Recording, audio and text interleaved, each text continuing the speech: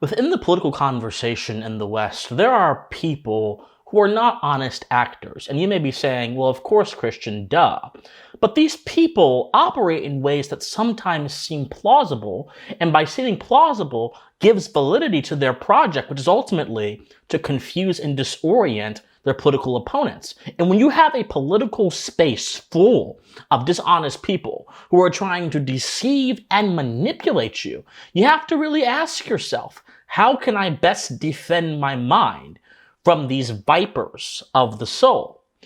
Well, I'm not insulting anybody or calling anyone out, but I saw a video recently on Twitter of a MAGA supporter, a Trump supporter, interacting with a left-wing content creator, a young left-wing content creator called Luke Beasley, who is, if you guys don't know who he is, he kind of rose to prominence by collaborating with David Pakman, the famous progressive commentator, and doing and co-hosting the show for him. Now he has his own operation on his own channel where he attacks conservatives and uses MSNBC talking points to make points.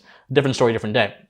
But anyway, Beasley's got into this space of going up to people at these random political events and trying to score gotcha moments on them in order to make people of the right side of the aisle seem stupid. Now, this video is not even about Beasley. This video is about people that operate in the same way as Beasley. I do my best to be charitable to my intellectual opponents because at the end of the day, we're all human beings, and I don't want to disparage another human being more than necessary. But when I see someone engaging in tactics that are condemnable, I will condemn them, and I will explain why they need to be condemned, and then I will explain how to defeat those tactics, which is what we're going to do in this video today.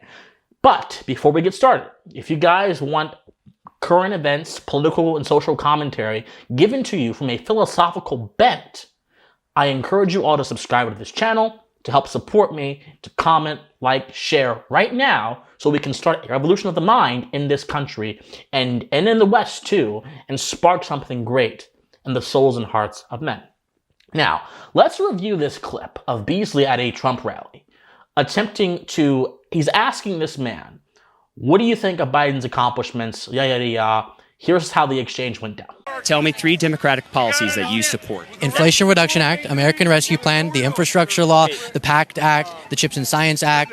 I think it's good that Biden pulled out of Afghanistan. I can go on. No, I get. Wow. Okay, would you like to talk about the pullout of Afghanistan? Why did you feel bothered that I just listed policies I think are good? Because I think it's great that he lowers prescription drug costs. you don't know enough about those policies. So one of them in the Inflation Reduction Act is capping the cost of insulin for Medicare recipients at $35 out of pocket per month. And I think that's really good. I don't think seniors should be having themselves price gouged. Now Medicare will negotiate drug prices. I think that's really good because of Joe Biden and Democrats. I think Joe Biden is an illegitimate president. I think the election was stolen. So you see, Beasley pulled a tactic there. Well, actually, before I get into that, a few things about that. Number one, some may accuse me of criticizing him for simply revealing the vulnerabilities and the flaws of other people. I'm not doing that. What I am doing, however, is making a point to note that people that operate in this manner will oftentimes go to random folks who, in terms of probability, probably have a high chance of not being as educated or as in-depth focused on the issues as someone like Luke Beasley, who is a full-time content creator and literally studies politics for his job. So already, you have a home field disadvantage. And then that is then taken and it's cast as an overarching statement on an entire political camp, i.e. the right and conservatives and MAGA, and it makes them look stupid by proximity. That's the issue. It's deceptive.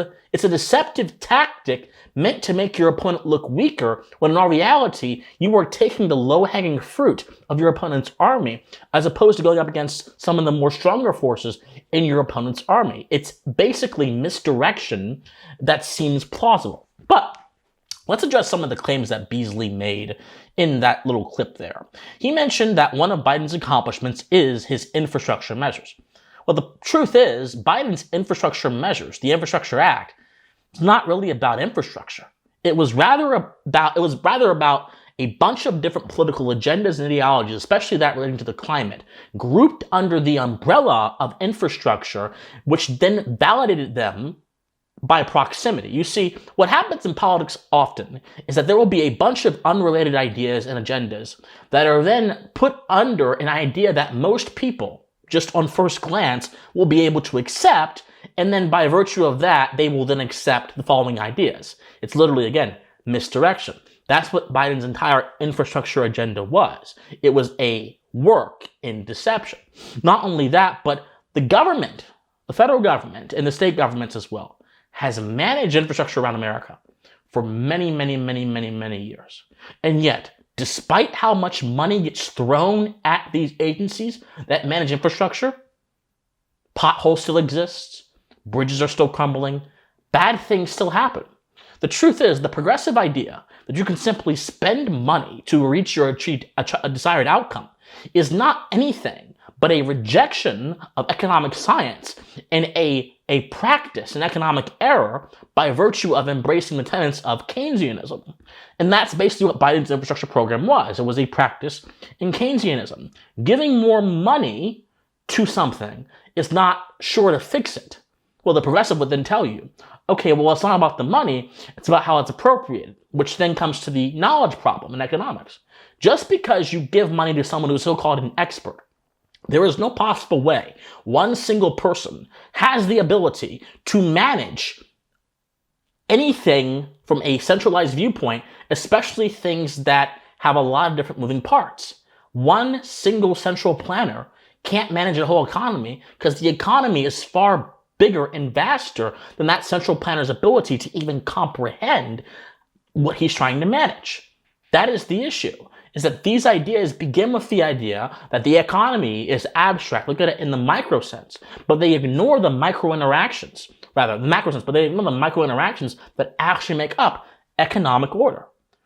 But also, we should also understand, it's not an accomplishment to, by virtue of passing laws on infrastructure, continue to frame the public's mindset in the way that suggests the government should be the arbiter of how our roads and bridges are built and maintained.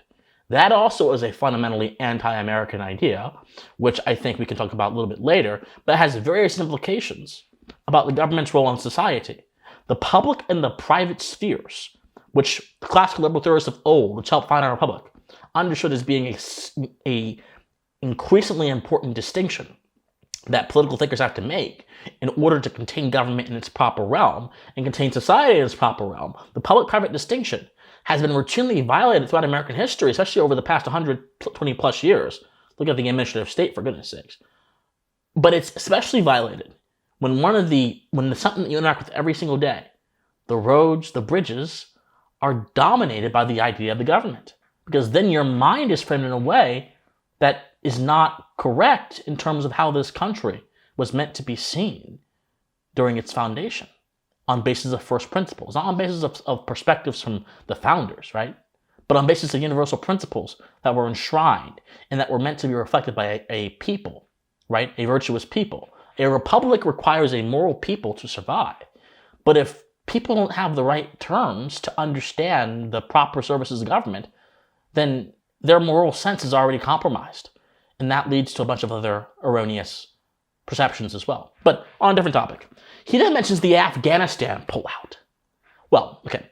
The Afghanistan pullout was factually already scheduled to happen by President Trump. What Biden did, Biden quite literally moved the date for the Afghanistan pullout so that he could take credit for it. And he did none of the heavy lifting to actually make sure it was successful, and he abandoned entire parts of equipment, so on and so forth. That was an absolutely disastrous pullout. Beasley knows this, which is why he immediately, you saw him say, well, why did you respond that certain way? He didn't want to actually debate the merits. He wanted to debate the scarecrow. He wanted to debate the abstraction so he could get his gotcha moment. Now, I'm not going to respond to everything else because, again, it's not about Beasley or even the points he made.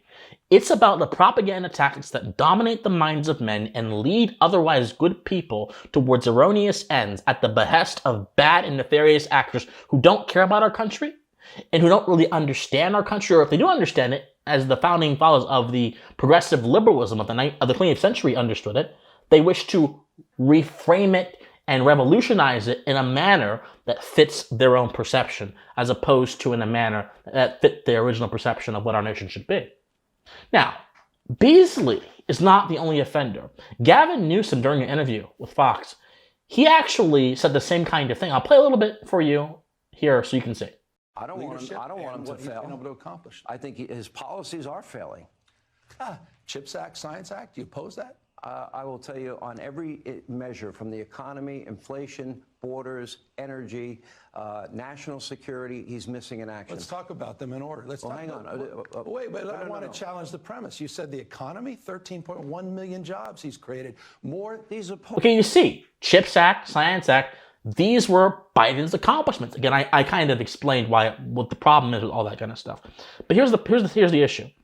Because these things seem plausible, because we are trained to think about politics in terms of what laws got passed by a president, what policies the president did, as opposed to the content and the merits of those policies beyond the first line of page 1, we are then susceptible to tactics like this that will tell you that something is an accomplishment when actually, when you look into it, it may very well not be an accomplishment. It may very well be an egregious error that is framed as an accomplishment because we're not sophisticated yet in our thinking to deal with it on the level it actually is.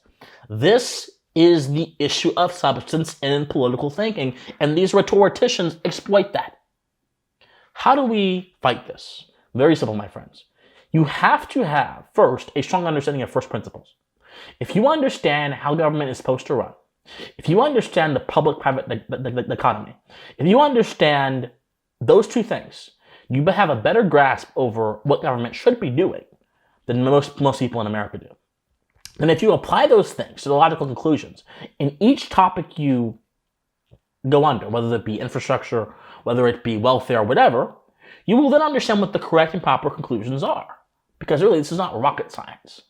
The fact is, the American political system has been laboring under principles and ideas that are radically alien to what the Constitution says. And it's only been this way for the past 120 plus years since the birth of the progressive era and the reformers who thought that German ideas were more superior to American ideas.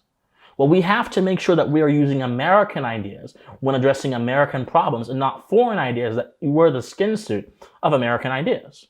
Also, you must call out these propagandists, you must call out these rhetoricians, and you must have a willingness to confront them.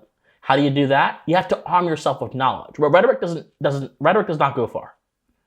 But knowledge. In order to recognize fallacies, you have to study what a fallacy is. You have to study logical fallacies.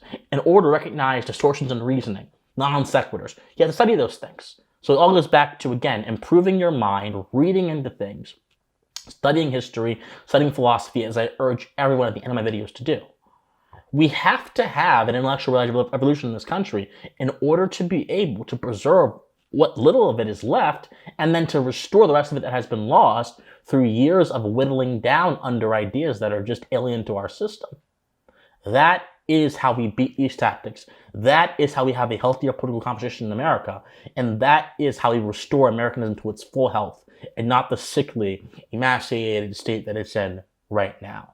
It's not about Luke Beasley or Gavin Newsom. It's about what they represent and what they have been allowed to represent by the current ideas that dominate our political thinking and make it mediocre. Break free from mediocrity, think critically, but think critically within constraints of the universal principles, and then use those principles to arrive at sound conclusions. I promise you, our society and our government and your life will be much better for it. My friends, like this video, comment on this video, share this video, subscribe to this channel. Be sure also to donate to me if you want to. You don't have to, but if you want to, all that is also in the comment section down below. My friends, love you guys so much, and please stay pensive. Bye, guys.